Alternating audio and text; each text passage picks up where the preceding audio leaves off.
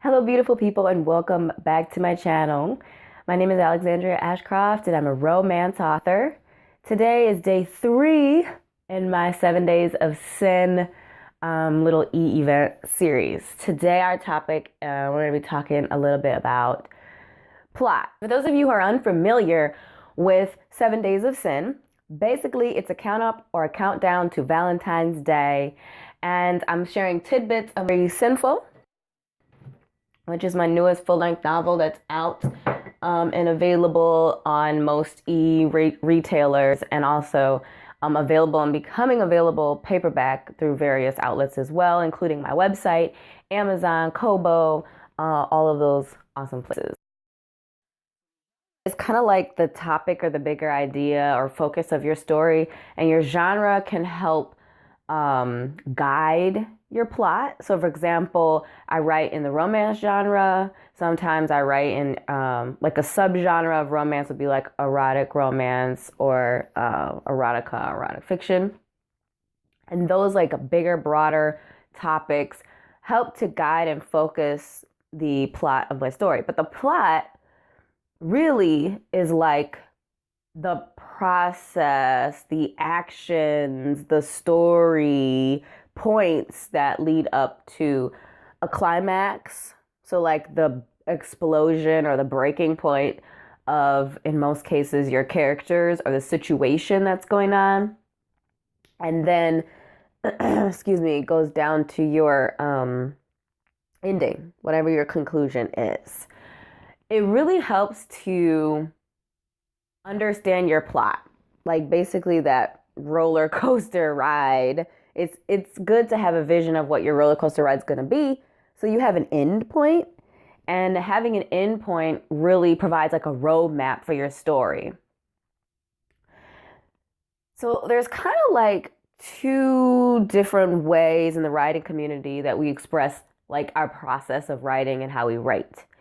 One is called a pantser. So basically someone who writes by the seat of their pants, which means they don't have any sort of outline. They just write as it comes, and the story unfolds, sort of thing. Like the story brings them on they're on the journey of the story. The second kind of type of writer is a planner. So somebody who will not start writing until they have a beginning, a middle, and a end, and it is clear, and they often will have each chapter outlined out. Like they're very, very, like that's the extreme, like very, very organized, will not start writing until they have a full knowledge and roadmap, A to B, without any detours along the way.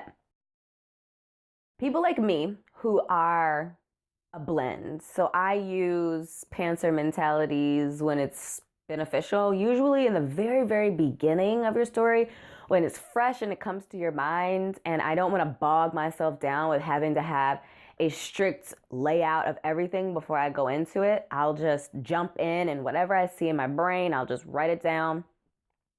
But I organize it that way, as I organize it as scenes instead of as chapters. I've never written a story that's good, that turned out well, purely on a pantser mentality. It's always been a blend. And I have written stories, though, beginning to end, with the planner mentality that turned out well.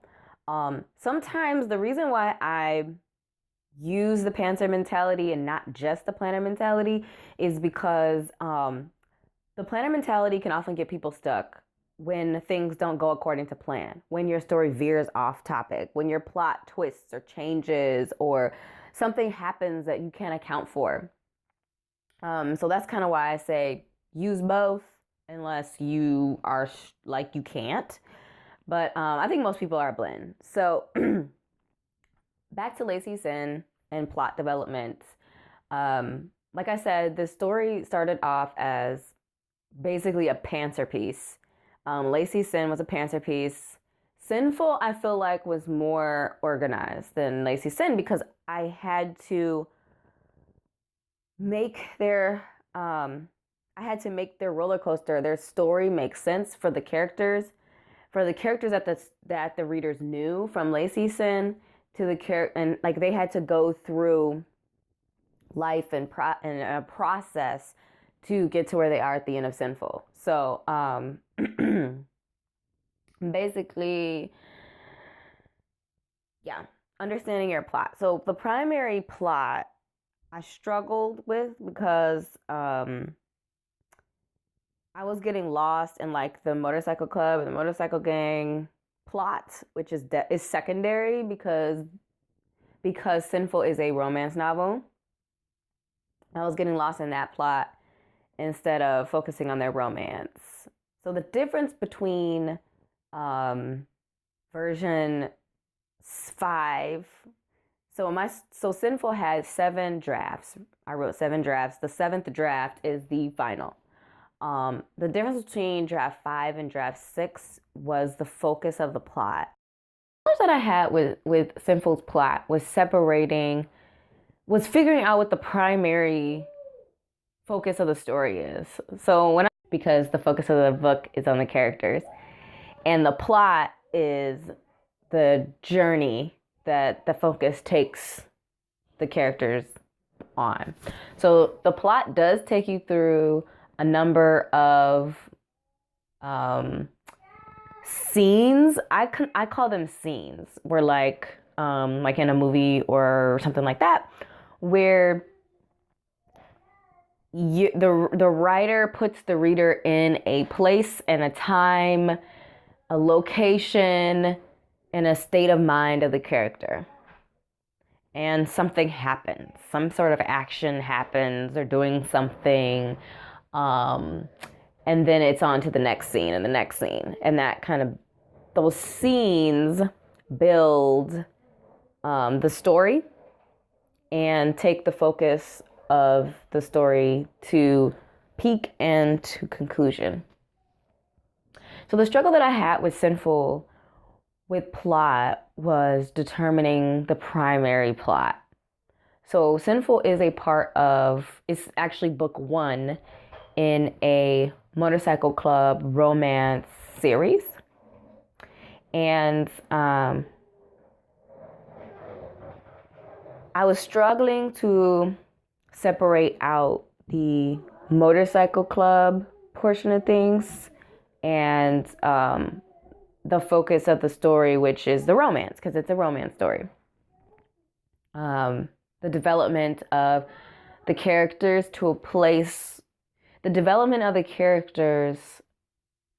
until they get to a place where they are connecting or understanding each other on an intimate or romantic level rather than just sexual level.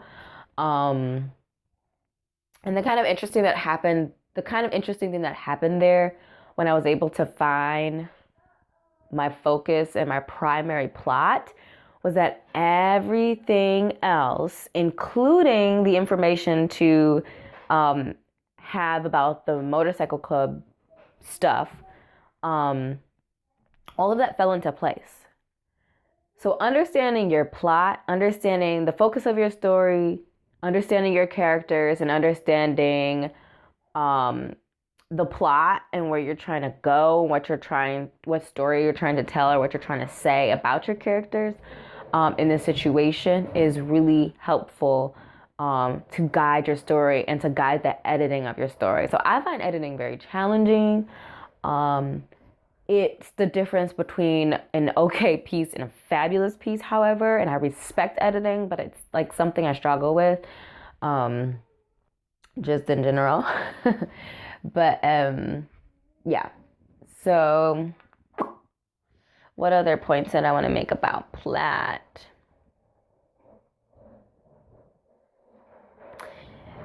So the other thing that I wanted to talk about was secondary and tertiary plots. And like some people, I just say second and third plot, like subplots, but some people go in and there are just like subplots up the gazoo. I feel like Game of Thrones is probably a really good example of that. There's just so many plots that sometimes it's difficult to understand what the focus of the story is or what the primary plot of the story is. For For Sinnful, there's really I would say three plot lines. The first one is the romance, the Lacey and Devlin's romance, the journey that they go on to basically understand each other and like bond and connect on an intimate level. And then the secondary plot would be Devlin's motorcycle club stuff. And then the third plot is the basically the inner journeys and inner emotions and inner struggles that the characters go on throughout the story. My kind of guide or tip on subplots is to make sure that the subplot supports the primary plot. The subplots should strengthen the primary focus of the story. And if they don't, they probably don't belong in the story. And I say primary because every story is different. So if your secondary and tertiary or your subplots in general are kind of just there and you're whatever you liked a certain character that aren't your main characters and you're kind of just following them around and it doesn't support the primary focus of your story, then you can probably edit it out. It's probably something that can be put into another story. It doesn't belong in this story. So Sinnful, understanding my primary plot being bring the romance between Lacey and Devlin and their connection and their journey to love really helps me just determine what bits and pieces about the motorcycle club that I wanted to include in this story. And the way I told those pieces were always twisted to support my primary plot. It was always about developing the characters so that the reader can understand the characters and where they're coming from. So that was basically Devlin's side of things. The motorcycle club information that I included was about letting the reader know where Devlin stood, where Devlin was, his past, the things that are weighing on him, the things that are holding him back, the things that are keeping him from opening up to Lacey. And that's kind of how I always twisted the motorcycle club stuff. So it was basically character development. And it was also so the reader could see the magnitude of the club life in his world and how important it was to him to when he opens up to Lacey and shares some of that burden with her, because it's not something that like guys, his his grandfather, like they don't share. They're out and riding and getting into stuff and living that life. And they don't necessarily have the same desire for connection as Devlin does. And I think that also shows a lot about him too, as a character, as a person, yeah. So,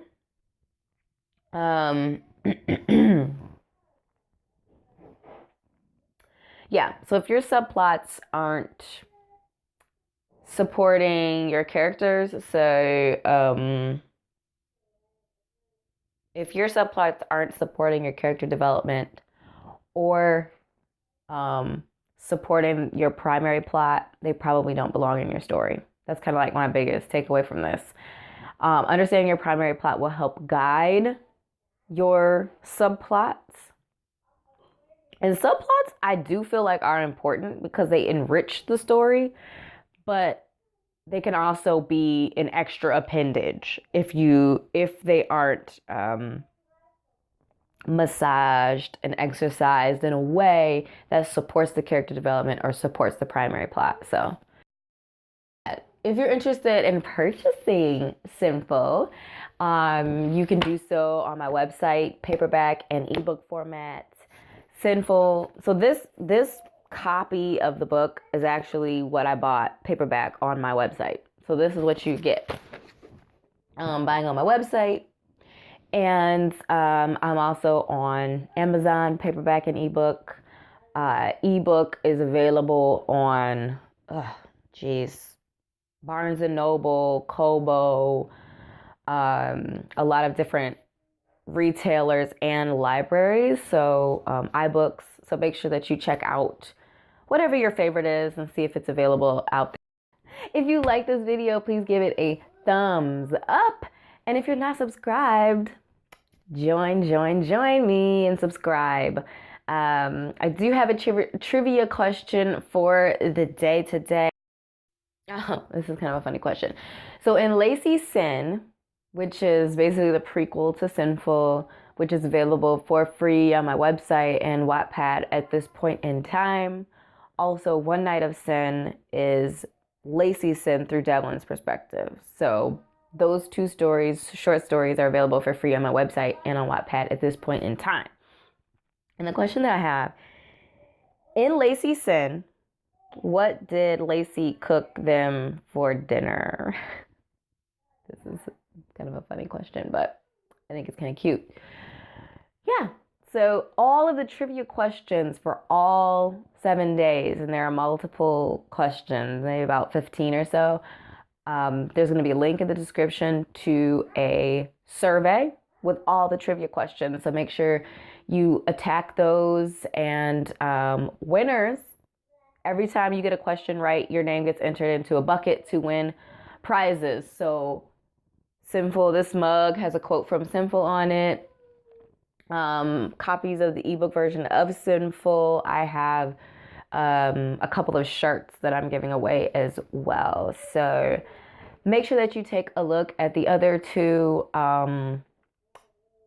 days of this little short series, and let me know in the comments below if you have any plans for Valentine's Day or what you're planning to do for Valentine's Day. Is Valentine's Day something that you celebrate, or is it just another day for you? Let me know in the comments. Thanks again so much for joining me, and I'll see you shortly. Bye.